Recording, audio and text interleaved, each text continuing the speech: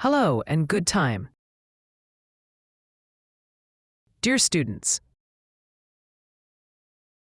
I am at your service with the next part of the Corona Render Engine tutorial. Well, we were supposed to start a project together in this session and work on it. As I explained before, you have to define a project, and generally the work you do in the 3D Max space is defined in the form of a project. We are going to open a project that we started before. Look, we are going to open this 3D Max project that we started and its main scene that we saved.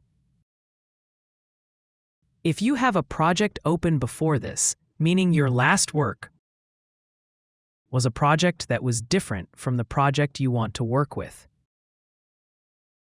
it will ask you a question whether you want to change the project to the current project or not. You can confirm and change your project. This change means that the auto backups will be placed in the project that you are currently working with. If you don't approve it, you still have to save and import and other things that I explained to you before. When you define a project, it brings with it all those issues. Okay. This is the project that we did the modeling work together, step by step, and we modeled all the objects during the modeling process. So now, we want to start working on this project for our rendering work. The next point is that you can adjust your windows according to your wishes. For example, you can convert the 4 that are top, front, left, and perspective into a 3-window, which I personally like the 3-window more. If you have this arrow here, you have its types, and you can do the division. And you can also click on this plus this corner, and click on Configure, and here it comes into the Layout section. And apply the window that you want to be displayed to you. Now I'm going to change this to 3 to get my work done. And you can also change this size, as we said before, and make it smaller and larger to get it to the size you want. Okay, the next thing you can do is you need to put a camera in the scene so you can get a render. You can do it from within your perspective scene that's active. And if you're happy with the angle of the scene and you don't have a problem with it, convert that to your camera angle. If you just hit Ctrl and C, it will change its name to Physical Camera. That Physical Camera. You can also go into the modifier and apply a Corona camera mode to it. So it becomes a Corona camera, and it will be recognized as a Corona camera. And all the Corona camera properties are in it. Or you can directly put a Corona camera in the scene and work with it. I'm going to put the Corona camera and change this view to top. And I want to place a camera from here. I'm going to click Perspective C in the scene to see where my camera is placed. I'm going to put it out a little bit. And I'm going to bring it back up to the front. If you see that this is outside and where you think it should be seen and it's not placed correctly, you can select your camera, and in the Modify section, in the Environment and Clipping section,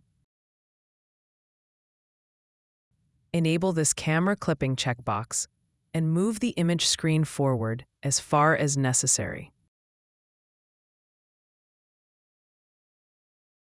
Now I'm going to set the number to 1. You can see that in 1 meter. It gives us the image in this way, that this screen places the image inside the scene and inside the space, so that we can have a proper view of the space. Okay, this is from the camera that we placed in the scene, and if I select the Corona camera in this scene and click Physical Camera, you can see that this same physical camera shows me here. I want to put a sun here. Again, inside the top in the corona section, and a corona sun here. I'm going to put my sun outside and center it in space. And we're going to try to get our sun at a 90-degree angle to our camera. I'm going to hit F10. What we have in the scene right now is this physical camera that's here. If I press Shift and F in this bottom viewport, it becomes my frame, and I know how my frame is locked. I can come in here and change these proportions. I have to unlock this to change the proportions. If you see, if I change the width, it becomes wide like this, and if I change the height, you can see that our camera is showing more of our image height. The next thing I'm going to do is set up my viewport like this, so that I have this top part for the 2D work and the displacements, and the bottom part for my camera view and the perspective, and this larger part for the interactivity. Now I'm going to hit F10 to open this render setup window, and then I need the scene to be lock my render to my camera. I'll select this bottom and I'll lock it. When it's on, it's locked to this part, and I'll lock it to turn the scene into Corona Interactive. Look in this part where it says physical camera, or now this name top front or whatever it is. I'll click and here's extended viewport and then Corona Interactive. Here, I'll click one more time and this scene will become my interactive scene. So I'll click on the scene.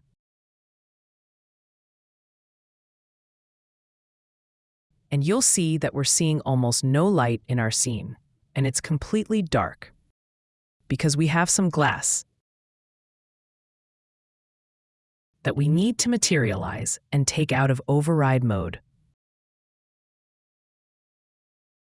Well, these are the glass, also known as wind glass. I'll hit M and create another material called wind glass.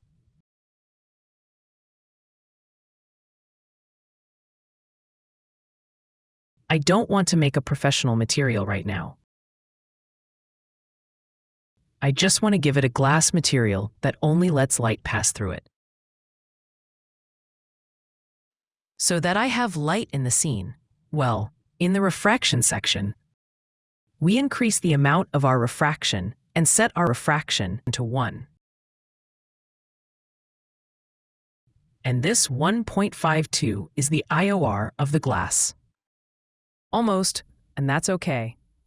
And we assign it to our material with Assign Material to Selection.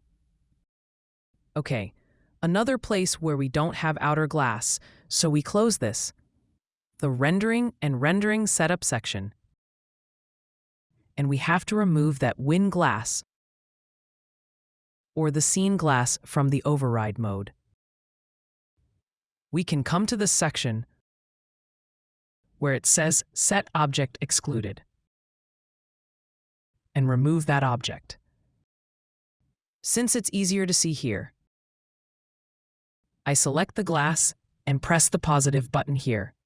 And you can see that it says One Object Excluded, meaning we removed one object from the override mode, which is our glass. So now we come here and activate Corona Interactive. Basically, we should see our sunlight completely inside the scene. So you see that there is no sky outside because we didn't apply Corona Sky to our sun. So, I'm going to reduce the power of the sun a little bit. and increase its size to give me softer shadows. If we put it in realistic mode, the point here is, look, if I come in with my light in realistic mode and I move my sun down,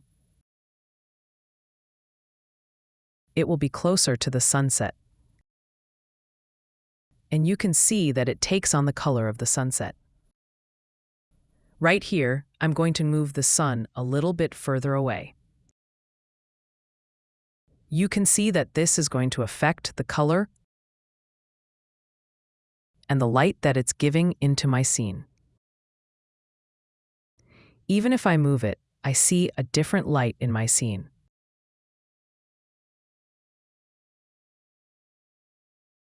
I'm going to move the sun up higher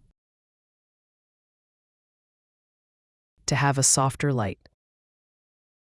We have a series of sections in the camera section, just like in our camera mode.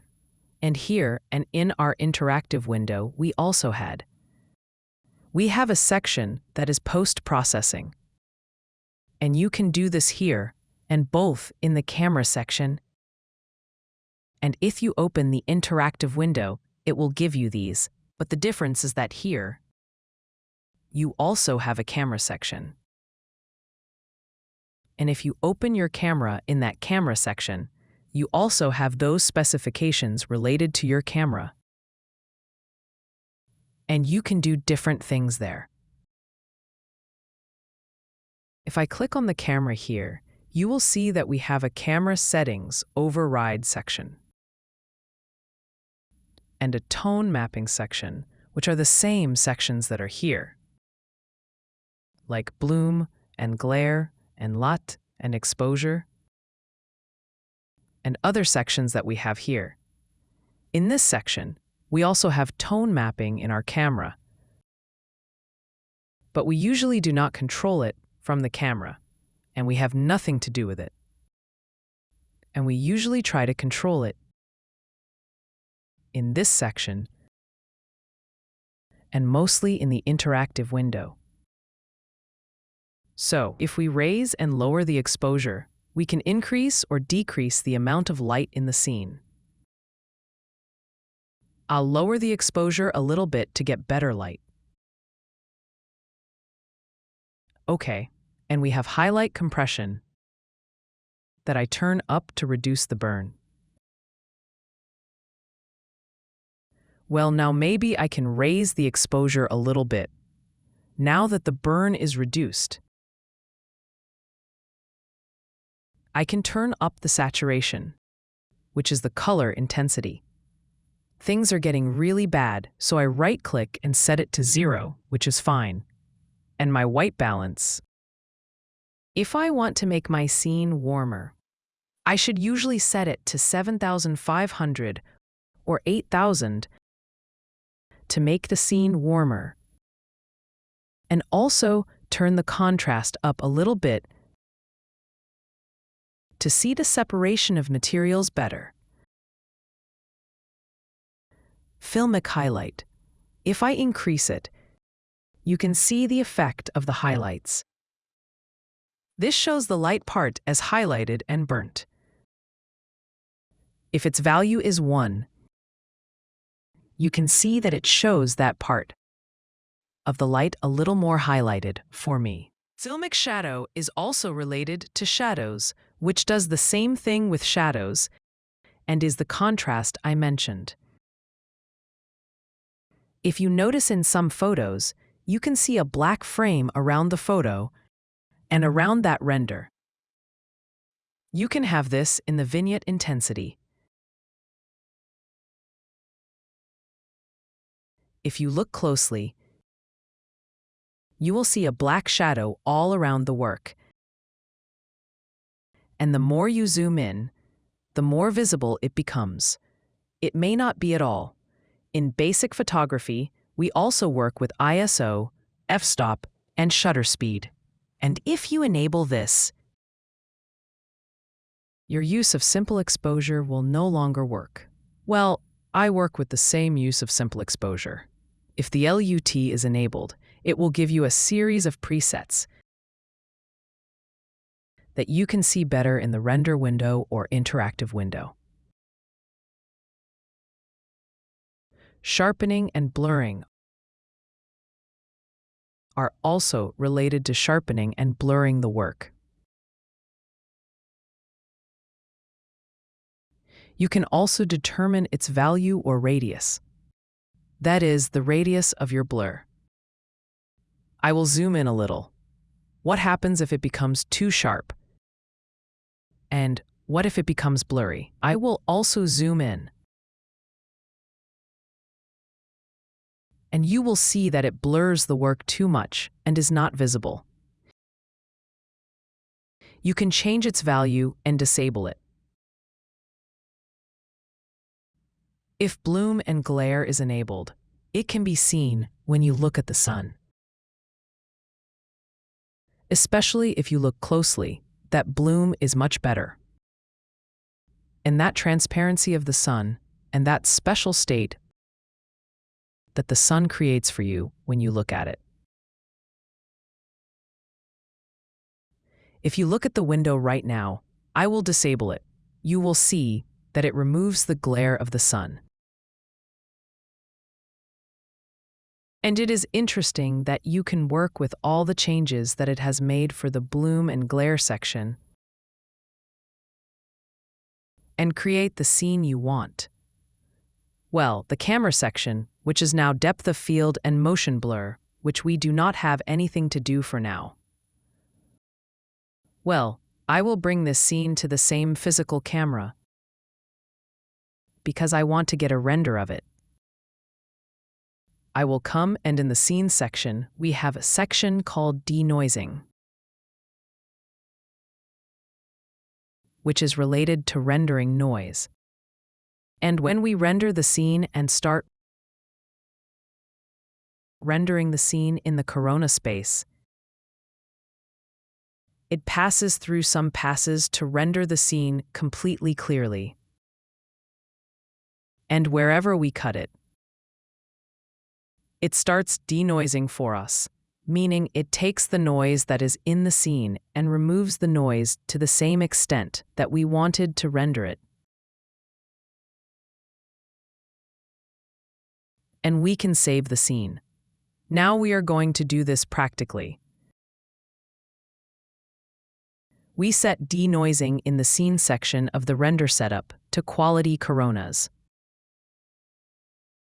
If you have installed previous versions of Corona, you should set it to full denoising. You can also set the amount and radius here. And you can also do this in the render window. So we have reached the light we almost want, and we go to the common section. And now we are taking our scene at 760 by 480.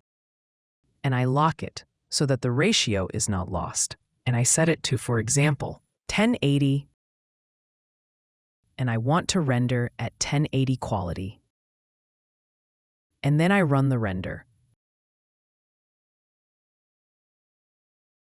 You can see that it starts rendering. First, it recognizes the geometries and calculates the GI of the scene. That is, the collision of the lights in the scene.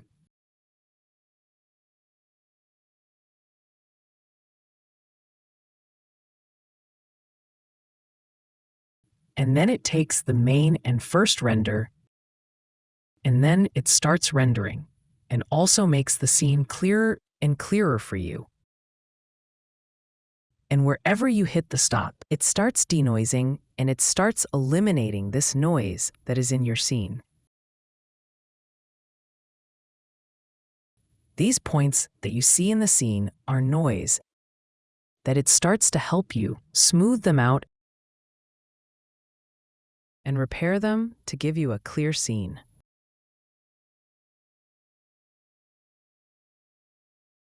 So I want to go back about 7 or 8 and then hit the stop to start denoising.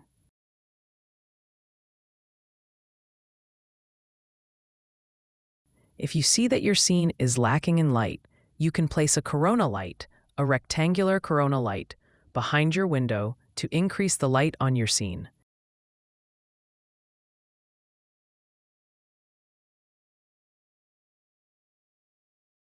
And if you don't want to, and the sunlight is enough, you don't need to add light, but try to use the same natural lights that you have in the scene to light your scene. And try not to put any additional artificial light in the scene. While it's denoising, I can simultaneously change the exposure and increase and decrease the exposure. I can increase and decrease the scene light and increase the highlight compression. By increasing the highlight compression from one place to another, nothing else happens, meaning only the burn from one place to another, which is completely eliminated. Nothing special happens in the scene by changing the highlight compression. So my white balance, which is set to 8,000, isn't a bad thing to increase the exposure a little. So, what about contrast? I also set the contrast to 4, for example. Try not to set your contrast too high. For example, 3 or 4 are good, but if you see that your rendering is satisfactory with a value of 1 or even 0, which of course is already too low, lowering it will make things worse. If it is set to 1, it will not change much. But now we set it to 4 to make the scene a little more attractive. Many clients usually like the contrast of the scene to be higher. I don't have anything to do with filmic shadow and filmic highlight either. Well, I think 11 is enough. I'll stop and you'll see it start to denoise.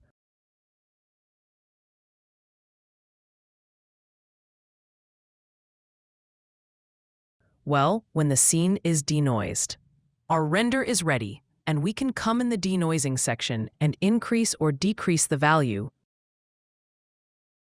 from 0.65 to completely denoise the scene, or to keep it the same value. We'll leave it at 0.65 because it's good to have some noise in the scene. Because if it's too transparent, it looks a little unnatural. So here I'll click on the LUT and open it, and you'll see that it has different types of LUTs with different opacity for you, and here you can select each of them, and they have their own specific settings that if you know the types of photographic films, for example, Fuji 8543.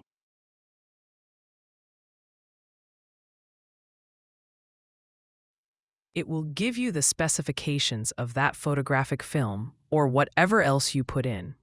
It will give you the settings for it, and you can even change the amount of its effect. I'll uncheck the LUT and bloom. If you look at the window for a moment, and I'll click on bloom, you can see the image of the sunlight. So sharpening and blurring are related to sharpening, which we explained there too.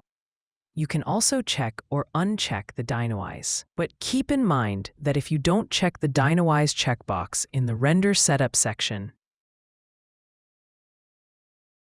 you won't be able to work with it later here. So, I'll close the LUT, and I want to save a JPG of this scene.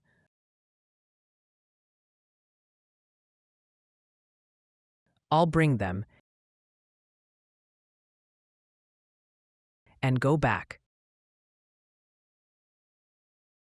In the Render Output section,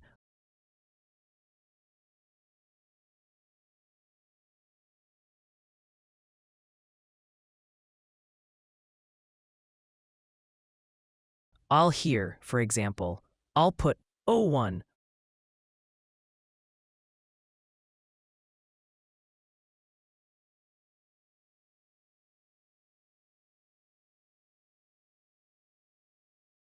or override O1, and with the format now, JPG or PNG, or whatever format I want here, of course, I can save it. JPG and save.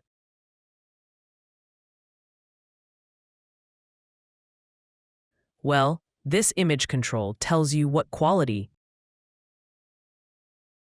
and how smooth it is, as well as the file size and quality that you can choose with what you want, and click OK.